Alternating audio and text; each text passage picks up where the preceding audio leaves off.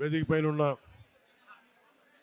మాజీ MLA Shri Telugu Desam party నాయకులు వర్మ గారు, party spokes person, Telugu Desam party spokes person, అలాగే బుర్రా కృష్ణరాజు గారు భారతీయ జనతా పార్టీ తరపు నుంచి భారతీయ జనతా పార్టీ నాయకులు,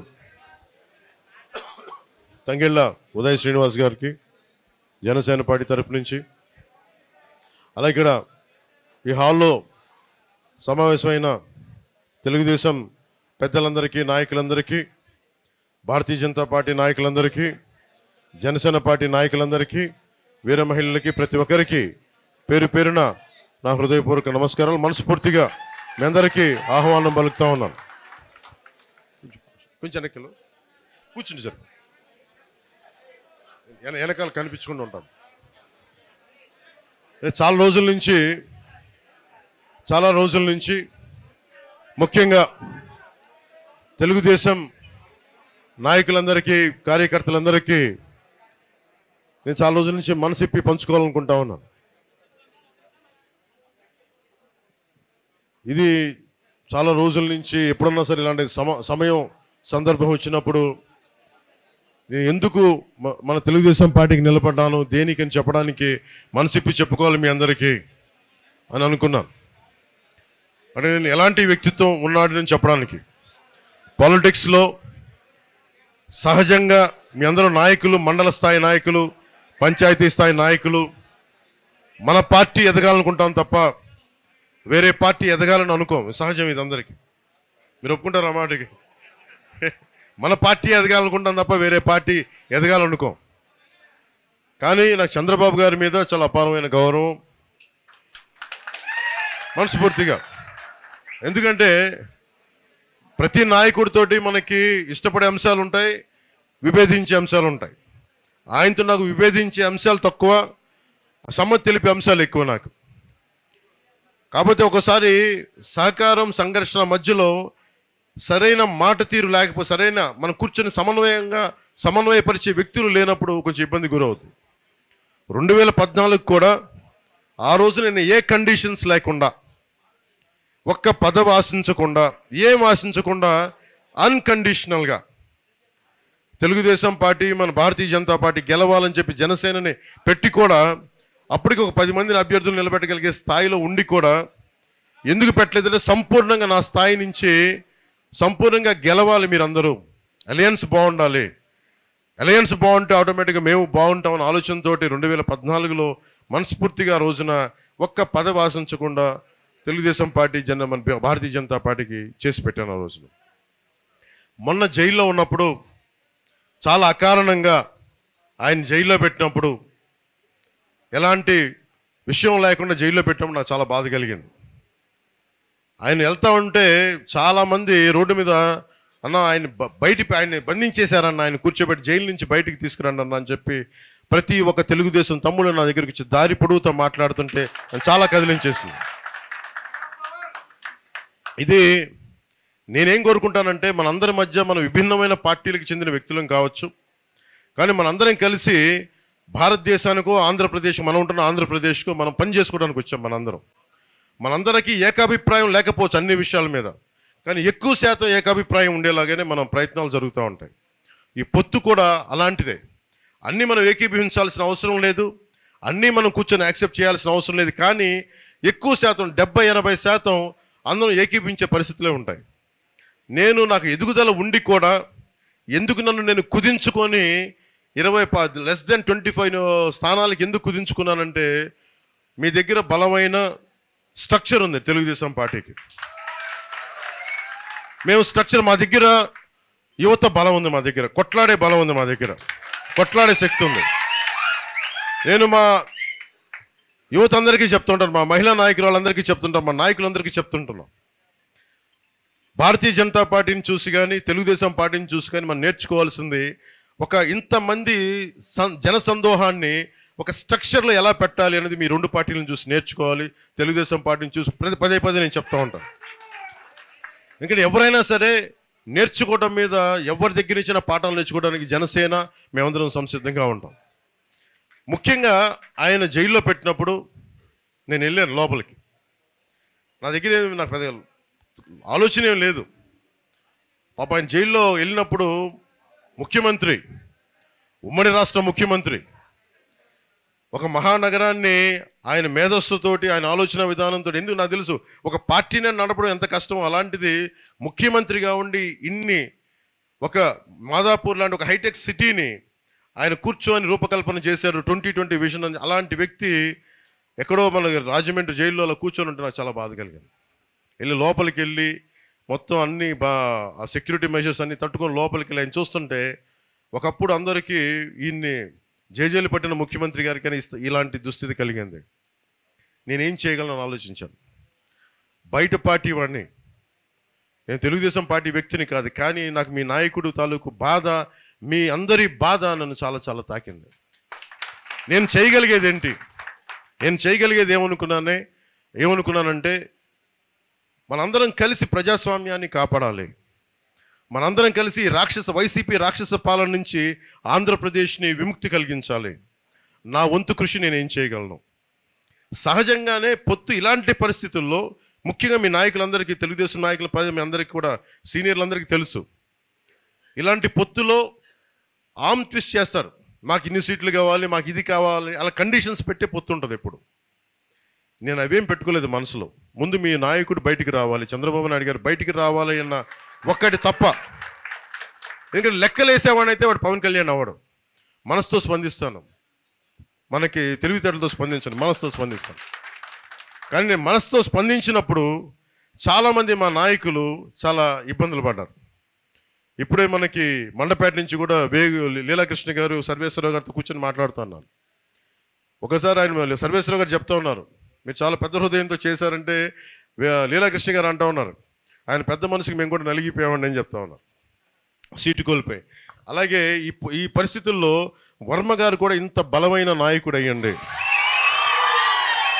ఇంత బలమైన నాయకుడు అయ్యండి, త్రిముఖ పోటీ నుంచి ఆయన ఇండిపెండెంట్గా పోటీ చేసే సత్తా ఉండి వ్యక్తి కూడా. ఎందుకంటే నేను ఉదాహరణకి మనం ప్రత్యర్థి పార్టీలైనా ఇదే త్రిముఖ పోటీ అయినా కానీ ఇంతే గౌరవిస్తాను వర్మ గారికి, గుర్తుపెట్టుకోండి. ఎందుకంటే మనం ఈరోజు కలిసి పనిచేస్తున్న పొత్తు ధర్మం ప్రకారం, కానీ ఆయన సత్తా నాకు తెలియంది కాదు. ఆయన సమర్థత, ఆయన ప్రతిభ, ఆయన వ్యక్తిత్వం, ఆయన నిలబడేతనం, ఆయన లీడర్షిప్ ఎబిలిటీ నేను సంపూర్ణంగా అర్థం చేసుకున్నాను. ఆయనతో ఒకటే మాట కూర్చొని చెప్పాను, మీకు ఇంతకుముందు ఏదైనా సరే చిన్నపాటి పొరపక్షాలు ఉన్నా కానీ వాటందరి తరపున మనస్ఫూర్తిగా నేను క్షమాపణలు చెప్తున్నాను. దయచేసి మీరు ఏమాత్రం మీకు ఇబ్బంది కలిగించే అంశాలు ఉండుంటే, గతంలో జరిగి ఉంటే మనస్ఫూర్తిగా మీరు క్షమించండి అని. ఎందుకంటే నేను తగ్గడం మీద ఉంటాను. ఎందుకంటే నాకు ప్రజలు బాగుండాలంటే నేను ఒక అడుగు వెనక్కి వేయడానికి, ఒక అడుగు తగ్గడానికి నేను సంసిద్ధంగా ఉంటాను. నేను కోరుకున్నది కూడా ఇది చాలా చాలా కీలకమైంది. పెద్ద మనసుతోటి రాష్ట్ర ప్రయోజనాలను దృష్టిలో పెట్టుకొని చంద్రబాబు నాయుడు గారిని ఆయన చెప్పింది విని అర్థం చేసుకొని, ఆయన ఒకటే చెప్పారు నాకు, ఆయన పదవుల గురించి ఏమి చెప్పినా, ఎమ్మెల్సీ అన్న మంత్రివర్గం అన్న నేనేం మాట్లాడలేదు, వాటన్నిటిని నేను ఆశించలేదు. మా చంద్రబాబు నాయుడు గారు చెప్పారు, ఆయన చెప్పిన గీత నేను దాటను అని చెప్పి మనస్ఫూర్తిగా పెద్ద మనసుతోటి ఈరోజు పోటీ నుంచి తప్పుకొని నన్ను అభ్యర్థిగా నిలబెట్టి ఇక్కడ 1,00,000 ఓట్ల మెజారిటీతో గెలిపించే బాధ్యత నాది అని చెప్పి ఆయన పెద్ద మనసుతో చెప్పడం చాలా చాలా ఆనందం వేసింది. సో దీంట్లో చాలా కీలకమైంది, ఆయన మర్యాదకి భంగం కలగనివ్వను. మీకు ఇదే చెప్తున్నాను. నేను ఇక్కడ ఎమ్మెల్యేగా మీరు గెలిపించినా కానీ ఆయన మర్యాదకు కానీ ఆయన గౌరవానికి కానీ నేను భంగం కలగనివ్వం. అలాగే మన పొత్తు ధర్మానికి ప్రతి మండలంలో ఉన్న ప్రతి తెలుగుదేశం నాయకులకి, ప్రతి బీజేపీ నాయకులు కూడా మీ గౌరవానికి, మీ అధికార దీనికి నేనేం భంగం కలిగిన. అందరం కలిసి పనిచేద్దాం, సమస్యల మీద ఉమ్మడిగా పోరాడదాం. అలాగే మనకి ఏలేరు కాలువ కానీ, సుద్దగడ్డ, వీటన్నిటికి కూడా కంబైన్డ్గా కూర్చొని ఆలోచిద్దాం తప్ప ఏ విధంగా కూర్చొని ఒంటెద్దు పోకడైతే నేను పోను. అందుకని మీరు మనస్ఫూర్తిగా ఈ రోజున వర్మ గారు మిమ్మల్ని అందరినీ కలవాలంటే మనస్ఫూర్తిగా మీ అందరికీ ఇక్కడ వచ్చిన ప్రతి ఒక్కరికి పేరున ప్రతి తెలుగుదేశం నాయకులకి, ప్రతి ఒక్క కార్యకర్తలకి, ప్రతి ఒక్కరికి మన భారతీయ జనతా పార్టీ నాయకులకి, జనసేన నాయకులు, ప్రత్యేకించి జనసేన పార్టీ తరపు నుంచి మీ అందరికీ మనస్ఫూర్తిగా నా కృతజ్ఞతలు తెలుపుకుంటాను.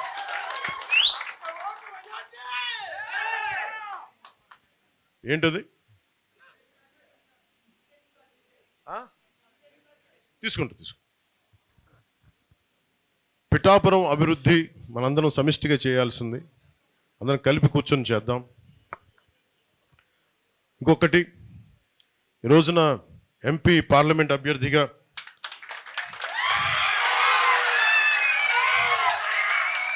తంగెళ్ళ ఉదయ్ శ్రీనివాస్ గారిని జనసేన పార్టీ తరపు నుంచి నిల్చోబెడుతున్నాం. జనసేన వర్మ గారు పాపం ఎంత త్యాగం చేశారు, మేము కూడా మా త్యాగాలు చెప్పాలి కదా మీకోసం. మేము ఎంత చేసాం. నన్ను పెద్ద నాయకులు మన భారతీయ జనతా పార్టీ పెద్దలందరూ అడిగారు ఢిల్లీలో, మాకు పార్లమెంట్ సీట్లు కావాలి అవి చెప్తే నేను చెప్పాను, నేను కావాలి నేను కుదించుకుంటాను, మీరు ఉండాలి పొత్తులో, ఆంధ్రప్రదేశ్కి మీరు రక్షణ కల్పించాలి అని తగ్గించుకుంటూ వచ్చాను. దాంట్లో భాగంగానే 3 సీట్లు అదనంగా కూడా మన భారతీయ జనతా పార్టీకి ఇవ్వాల్సి వచ్చింది. అంటే ఇవన్నీ ఎందుకు చెప్తున్నానంటే 3 పార్లమెంట్ల నుంచి 2 పార్లమెంట్లకు వచ్చాం. మనకి బందరేమో బాలశౌరి గారు, కాకినాడేమో మనకి తంగెళ్ళ ఉదయ్ శ్రీనివాస్. కాకపోతే అతని తంగెళ్ళ ఉదయ్ శ్రీనివాస్ అంటే కూడా నేను టీ టైమ్ శ్రీనివాస్ అని పిలుస్తాను. అంటే ఇది ఎందుకు చెప్తున్నానంటే ఇతన్ని చాలామందికి అనుకోవచ్చు ఈయన ఎందుకు పెట్టాను దేనికి పెట్టాను అంటానికి. ఇప్పుడు ఉన్నదేమో చల్మలశెట్టి సునీల్ గారు వైసీపీ నుంచి, ఆయన ప్రతిసారి ఎన్నికల టైంలో వచ్చి వెళ్ళిపోయే వ్యక్తి. ఈయన దాదాపు ఒక 10 లక్షలు 2017లో ఇంజనీరింగ్ చేసి 2017లో ఒక 10 లక్షల పెట్టుబడి, సగటు మధ్యతరగతి రైతు కుటుంబం నుంచి వచ్చిన వ్యక్తి. ఒక 10 లక్షల పెట్టుబడితోటి ఒక టీ టైం, ఎక్కడ కాఫీ డే, బరిస్టా ఇలాంటివి కాకుండా చాలా చిన్నపాటి టీ షాపులు మన ఊళ్ళలో కూర్చొని మాట్లాడే, మోడీ గారు చెప్పినట్టు చాయ్ పే చర్చలాగా, మోడీ గారు చెప్పినట్టు చాయ్ పే చర్చలాగా మనం కూర్చొని టీ టైం మాటలు అని చెప్పి కూర్చొని అందరూ ఆ వయసులో అందరూ కూర్చొని విలాసాలకి వినోదాలకి వెళ్తుంటే ఈ యువకుడు మటుకు కూర్చొని నేను ఏదైనా సాధించాలి అని కూర్చొని ఒక చిన్నపాటి కాన్సెప్ట్ క్రియేట్ చేశాడు.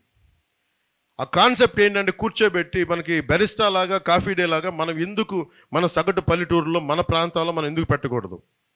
ఆ ఒక్కడి ఆలోచన 10 లక్షల పెట్టుబడితోటి కూర్చోబెట్టి రకరకాల టీ ఆకులు తీసుకొచ్చి రకరకాల కాంబినేషన్స్ తనే కొంతమంది టెస్టర్స్ని పిలిపించుకొని కూర్చొని ఒకటే పని చేశాడు. అది చాలా టీ కాంబినేషన్స్ చేసిన తర్వాత 5-6 టీ కాంబినేషన్స్ పెట్టుకుని చిన్న కొట్టు పెట్టుకున్నాడు. తనే నడిపాడు, ముందు ఫ్రెండ్స్ అందరిని పిలిచేవాడు. అలా కూర్చొని రాజమండ్రిలో పెట్టి అలా కూర్చొని నడుపుతూ ఉంటే ఇంకొకళ్ళు వచ్చి మాకు కూడా ఇలాంటి టీ షాప్ కావాలి, ఏం చేయాలంటే నేను మీకు టీ సప్లై చేస్తాను, మీరు ప్రెమిసెస్ చూపించండి అని. అలా స్టార్ట్ చేసిన 2017లో ఈ రోజున అది భారతదేశం మొత్తం మీద ఇంక్లూడింగ్ నేపాల్తో సహా, భవిష్యత్తులో ఇది దుబాయ్లో కూడా ఈరోజు అడుగుతూ ఉన్నారు, బంగ్లాదేశ్ దాకా వెళ్ళింది. ఇది దాదాపు 4000 అవుట్లెట్స్, టీ టైమ్ అవుట్లెట్స్ భారతదేశం అంతటా ఉన్నాయి. ఇది తనకి దాని వచ్చే అందరికి ఫ్రాంచైజ్ ఇచ్చేశాడు. మోడీ గారు చెప్పిన ఆత్మనిర్భర్ అవార్డు గ్రహీత ఇతను. దాదాపు 100కు పైగా అవార్డులు, బెస్ట్ ఎంటర్ప్రెన్యూర్, బెస్ట్ సిఇఓ, ఇలా తీసుకుంటే ఒక లిస్ట్ ఆఫ్ అవార్డ్సే ఉన్నాయి టీ టైమ్ ఉదయ్ గారికి. ఇది తను ఒక్కడే ఎదగడం కాదు, దాదాపు 25,000 మందికి ఉపాధి అవకాశం కల్పించాడు తను. చిన్న ఐడియా, 10 లక్షల రూపాయల పెట్టుబడితో పెట్టిన ఐడియా 25,000 మంది పైచిలకు వ్యక్తులకి అది ఉపాధి అవకాశం కల్పించింది. అలాగే దాంట్లో 1100 మంది, 4,000 అవుట్లెట్స్ ఉంటే 1100 మంది మహిళలే ఉన్నారు. 1100 మంది మహిళలు అంటే ఇంట్లో ఉండి ఇంటి ముందే చిన్న వసారా ఉంటే వసారాలో టీ టైమ్ అని పెడితే అది వాళ్ళకి సెల్ఫ్ ఎంప్లాయ్మెంట్ అయిపోయింది. ఎందుకు చెప్తున్నా అంటే ఇలాంటి వ్యక్తి రేపొద్దున మన కాకినాడ పార్లమెంట్ అభ్యర్థిగా అయితే ఎంత అభివృద్ధి తీసుకురాగలడు అంటే తనకే కోసమే. అది కూడా నేను పిఠాపురం పంపించినప్పుడు తను కూర్చొని ఎమ్మెల్యేగా నేను చెప్పలేదు, అక్కడ ఉన్నాయి మళ్ళీ కూర్చోబెట్టి చాలామంది నలుగుతూ ఉన్నారు, కూర్చోబెట్టి మొత్తం సరి చేసుకొని నాకు స్ట్రీమ్లైన్ చేసిరా అని చెప్పి పంపించాను. సిన్సియర్గా చేశాడు, ఏం ఎక్స్పెక్టేషన్స్ లేవు. యాక్చువల్లీ నేను ఏం చెప్పానంటే 2029లో నువ్వు పని చేసుకుంటే అప్పుడు నీకు ఇస్తానంటే, కానీ అతని ప్రతిభని అతని సమర్థతని గమనించిన తర్వాత ఖచ్చితంగా ఇతన్ని ఈ ఎన్నికల్లోనే ఎంపీగా నిలబెట్టాలి. అంటే ఈయనకి చలమలశెట్టి సునీల్ గారికి ఒకటే తేడా, ఇతను 25,000 మందికి ఉపాధి అవకాశం కల్పించాడు, 1100 మంది మహిళలకి సెల్ఫ్ ఎంప్లాయ్మెంట్ కల్పించిన వ్యక్తి. ఈ రోజున బెస్ట్ ఎంటర్ప్రెన్యూర్ అవార్డు రేపు పొద్దున్నది ఎన్ని వేల కోట్లకి అది మనకి మార్కెట్, మనకి స్టాక్ మార్కెట్కి వెళ్తే తెలియదు భవిష్యత్తులో, అంత బలమైనది. అలాగే ఆత్మనిర్భర్ అవార్డు మోడీ గారు పెట్టిన సెల్ఫ్ రిలయంట్ ఇండియా, దాని అవార్డు గ్రహీత. ఇలాంటి వ్యక్తి బెటరా మనకి కాకినాడ పార్లమెంట్కి? లేదంటే చలమలశెట్టి సునీల్ గారు ఉన్నారు, ఆయన కూడా నాకు సన్నిహితుడే, ఫ్రెండే. అప్పుడప్పుడు కనిపించినప్పుడు నమస్కారాలు చెప్పుకుంటూ ఉంటాం. కానీ ఆయన ప్రతి ఎలక్షన్ ముందు వస్తాడు, ప్రతి ఎలక్షన్ తర్వాత వెళ్ళిపోతాడు. అలా కాకుండా పైగా అతను ఎక్కడో బయట సంపాదించుకుంటాడేమో అని ఇక్కడికి వచ్చి జగన్ కోసం ఆయన ఇక్కడ మైనింగ్స్ మీద ఆయన కలెక్షన్ చేయడం ఆయన కంపెనీ చాలా బాధ కలిగించింది. ఇక్కడి నుంచి డబ్బు తీసుకెళ్ళిపోతున్నాడు కానీ అక్కడి నుంచి డబ్బు తెప్పించట్లా. ఇతను ఇక్కడి నుంచి సంపాదన సృష్టిస్తున్నాడు, ఉద్యోగాలు ఇస్తున్నాడు, ఉపాధి అవకాశాలు ఇస్తున్నాడు, 10 మంది గుండె ధైర్యంతో నిలబడే అవకాశం ఇస్తున్నాడు. అందుకని దీన్ని దృష్టిలో పెట్టుకోండి. పైగా వైసీపీ ఎంపీ చలమలశెట్టి సునీల్ గారు మంచి వ్యక్తి, కానీ ఎప్పుడు రాంగ్ పార్టీలో ఉంటాడు. ఆయనకి ఎప్పుడు ఓడిపోయే పార్టీకి వెళ్ళిపోతాడు టక్మని. సో చలమలశెట్టి సునీల్ గారు వైసీపీకి వెళ్తారు, sure shot party is losing, we are forming government. మనం ఒక్కటే గుర్తుపెట్టుకుందాం. ప్రతి మా తెలుగుదేశం సోదరులందరికీ, మా తెలుగుదేశం మహిళా సోదరీమణులందరికీ, మా భారతీయ జనతా పార్టీ నాయకులందరికీ, పెద్దలకి, కార్యకర్తలకి, జనసేన నాయకులందరికీ, కార్యకర్తలకి, జన సైనికులకి, వీర మహిళలకి, ప్రతి ఒక్కరికి పేరు పేరు చెప్తున్నాం. మనం ప్రభుత్వాన్ని స్థాపిస్తున్నాం. మన ప్రభుత్వాన్ని మన పొత్తు గెలుస్తుంది, అత్యధిక సీట్లు గెలుస్తున్నాం. ఇది గుండె ధైర్యంతో చేయండి. అలాగే ఈ రోజున ముఖ్యంగా ఈ రోజున పెన్షన్లు, ఈ రోజున వాళ్ళకి వాలంటీర్స్ని వాళ్ళ సర్వీస్ నుంచి తీసేసింది కాబట్టి ఎలక్షన్ గవర్నెన్స్, ఆ పెన్షన్స్ ఏవైతే ఉండాలో ఆ ప్రభుత్వ అధికారులు వచ్చేలాగా మనందరం కృషి చేయాలి. ప్రతి గ్రామంలో ప్రభుత్వ ఉద్యోగులందరికీ వారి పెన్షన్లు అందేలాగా ఉంటామని చెప్పి దాన్ని కూడా మనం ఒక కర్తవ్యంగా తీసుకొని ఎవరికైతే పెన్షన్లు ఉన్నాయో అవి అందేలా మనం అందరం కృషి చేయాలి. మీ అందరికీ పిలుపునిస్తా ఉన్నాను. అలాగే ఒకటే చెప్పండి, చంద్రబాబు నాయుడు గారు మేమందరం మాట్లాడుకున్నప్పుడు పదే చెప్పాం, డెవలప్మెంట్తో పాటు అభివృద్ధితో పాటు ఇది కూడా కావాలి, ఈ పథకాలు కూడా కావాలి. ఈ పథకాలు కూడా ఎలా ఉండాలంటే అభివృద్ధితో పాటు ఉండాలి. ఈరోజు నేను కౌలు రైతులకి, ఒక్కొక్క కౌలు రైతుకి ₹1 కోటి చొప్పున దాదాపు ఒక 20 కోట్ల పైన రూపాయలు మేమందరం ఇచ్చేసాము వాళ్ళందరికీ. ఇచ్చినప్పుడు నేను డబ్బు ఎలా సంపాదించాం? నేను నిజంగా ఒక కౌలు రైతు కష్టాలకి నిలబడాలంటే నేను ఒక సినిమా చేసి నేను కొన్ని కోట్లు పట్టుకొచ్చి నేను దీంట్లో పెడితే నన్ను చూసి చాలామంది ఒక 10 లక్షలు కొంతమంది ఇచ్చి అలా అందరం కలిపితేనే దాదాపు 20కి పైగా కోట్లు మేము ఈ రోజున కూర్చోబెట్టి పోగు చేసి ఇంతమంది కౌలు రైతులు నిలబడ్డాం. అంటే పథకాలు ఉండాలి, ఆసరా ఉండాలి, కానీ వాటితో పాటు అభివృద్ధి కూడా ఉండాలి. చంద్రబాబు గారు మేము అందరం అనుకుంది కూడా పథకాలతో పాటు అభివృద్ధి కూడా ఉండాలి. ఆ దిశగానే వెళ్తున్నాం. ప్రతి పథకాలు, ఏ పథకాలు తీసేయమని చెప్పండి. ఉన్న పథకాలు ఇంకా అభివృద్ధి చేసి ఇంక ₹10 వచ్చేలా చేస్తామని తప్ప తీసేలా మటుకు ఉండదని మనస్ఫూర్తిగా ప్రతి ఒక్క ఓటర్కి చెప్పండి. ప్రతి ఒక్క మహిళకి, పెద్దలకి, ఎవరికైతే ఈ పెన్షన్స్ వస్తున్నాయి, అన్ని రకాల పెన్షన్స్ మేము ₹10 ఇచ్చేవాళ్ళమే కానీ వాళ్ళ నుంచి లాగేసుకునే వాళ్ళం కాదు. కాబట్టి మేము చేసేది ఏంటంటే అడ్డగోలుగా జేపీ వెంచర్స్ అని ఇసుకంతా కలిపి ఒక 3 కంపెనీ, 2 కంపెనీలకి, మొత్తం లిక్కర్ అంతా 14 కంపెనీలకి, ఇవన్నీ వెళ్ళి అడ్డగోలుగా దోచేస్తూ ఉన్నారు.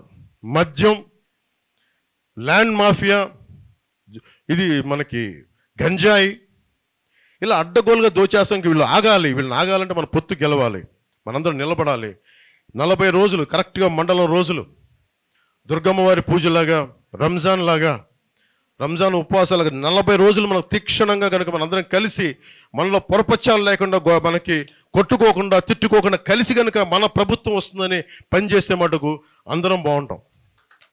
అందరం ప్రభుత్వంలో భాగస్వామ్యం అవుతాం.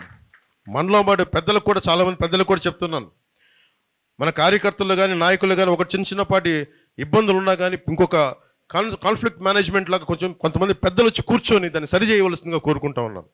ఈ రోజున నేను పార్టీ తరపు నుంచి ఎలక్షన్ మానిటరింగ్ కమిటీ కింద నా రాజకీయ కార్యదర్శి హరిప్రసాద్ గారు, అలాగే మా కాన్ఫ్లిక్ట్ మేనేజ్మెంట్ హెడ్ అయిన మన శ్రీ అజయ్ గారు, అలాగే మర్రెడ్డి శ్రీనివాస్ గారు, పార్టీ ఉపాధ్యక్షుడు మహేందర్ రెడ్డి గారు, వీళ్ళందరినీ కూర్చోబెట్టి నేను మీ కమిటీ పెట్టండి. మీరు అందరూ ప్రతి చోట, ముఖ్యంగా మన తెలుగుదేశం నాయకులకి, మన కార్యకర్తలకి మధ్య, మన జనసేన నాయకులకి మధ్య ఏమాత్రం చిన్నపాటి ఇబ్బందులు వచ్చినా మీద కూర్చొని సరిచేయండి, మీ దృష్టికి తీసుకొస్తున్నానని చెప్పాను.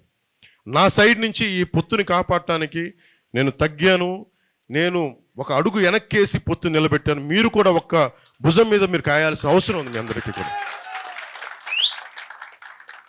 ఎందుకంటే రేపు పొద్దున మన ప్రభుత్వం వచ్చినప్పుడు అందరికీ మన కష్టాల్లో కూడా చాలామంది కార్యకర్తల గురించి, తెలుగుదేశం కార్యకర్తల గురించి నేను ఎంతో దారిలో పొడుగుతా చంద్రబాబు గారికి ఆ రోజు జైలు నుంచి బయటకు వచ్చి ఒకటే చెప్పా, ఆలోచిస్తూ ఉన్నాను.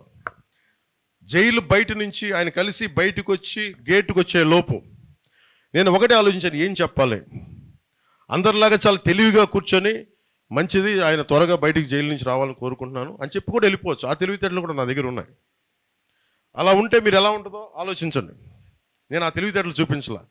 అరే, కష్టాల్లో ఉన్న వ్యక్తికి ఒక 4 దశాబ్దాలు పార్టీని కొమ్ము కాసేశారు తెలుగుదేశం కార్యకర్తలందరూ. మీకు అండగా నిలబడాలంటే నేను ఏం చేయాలి? నేను మనసిప్పి మాట్లాడాలని నిర్ణయించుకున్నాను. ఆ రోజునే అలయన్స్ని ప్రకటించాను. పెద్దలకి, మన భారతీయ జనతా పార్టీ పెద్దలకు కూడా తెలియజేశాను. అదేదో నిజంగా మనకు ఆంధ్రప్రదేశ్ ఇబ్బందులు చూసి నేను చేయాల్సి వచ్చింది, పెద్ద మనసుతోటి సహకరించండి అని చెప్పాను. పాపం వాళ్ళు సమయం తీసుకున్నారు. పెద్ద మనసుతోటి అమిత్ షా గారు ముందుకు వచ్చి, జేపీ నడ్డా గారు ముందుకు వచ్చి మనస్ఫూర్తిగా మీరు గెలవాలి అని చెప్పి వాళ్ళు కూడా భాగస్వామ్యం తీసుకున్నారు ఈరోజు. సో నేను కోరుకుంటుంది, మన ప్రభుత్వాన్ని స్థాపిస్తున్నాం. టీ టైం ఉదయ్ శ్రీనివాస్ గారిని గెలిపించవలసిందిగా మనస్ఫూర్తిగా కోరుకుంటున్నాను. అలాగే వర్మ గారు కొంచెం మీరు ముందుకు రావాలి. ఈయన ఒక మాస్ లీడర్. నాకు ఈయనతోటి నాకు, బాబు నువ్వు కూర్చో, నాకు కనిపించలేదు. నాకు ఈయనతోటి నచ్చుద్ది. ఈయన ముఖస్థితి లేకుండా మాట్లాడతారు. ఈయన నిలబడి, అలాంటి వాడు నిలబడితే ఎంత గట్టిగా నిలబడతాడో నాకు తెలుసు. వారి అబ్బాయికి కూడా మనస్ఫూర్తిగా ప్రత్యేకమైన కృతజ్ఞతలు. జూనియర్ వర్మ గారికి. కృష్ణరాజు గారు మీరు రండి. కృష్ణరాజు గారికి కూడా పాప ఆయన కూర్చొని పెద్ద మనసుతోటి సహకరించి ఈ రోజున ఈ పొత్తుని ముందుకు తీసుకెళ్తాను. మనస్ఫూర్తిగా ధన్యవాదాలు తెలుపుకుంటూ, ముఖ్యంగా వర్మ గారికి, నియోజకవర్గం నా గెలుపు మీ చేతుల్లో పెట్టాం.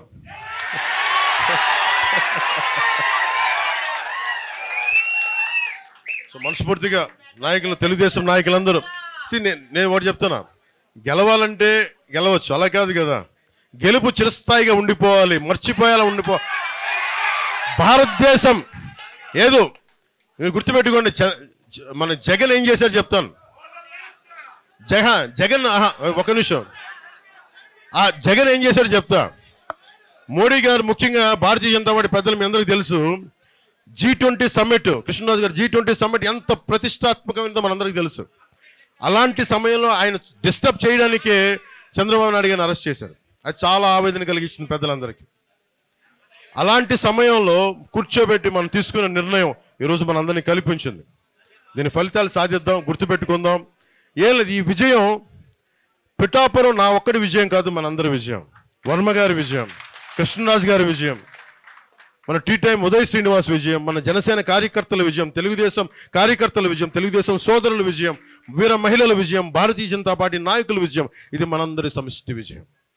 దిగ్విజయంగా ఉండాలని చెప్పి తెలుగుదేశంకి జయము జయము, భారతీయ జనతా పార్టీకి జయము జయము, జనసేన పార్టీకి జయము జయము, ప్రజలకి దిగ్విజయం కలుగు కాక. జై జనసేన, జై హింద్.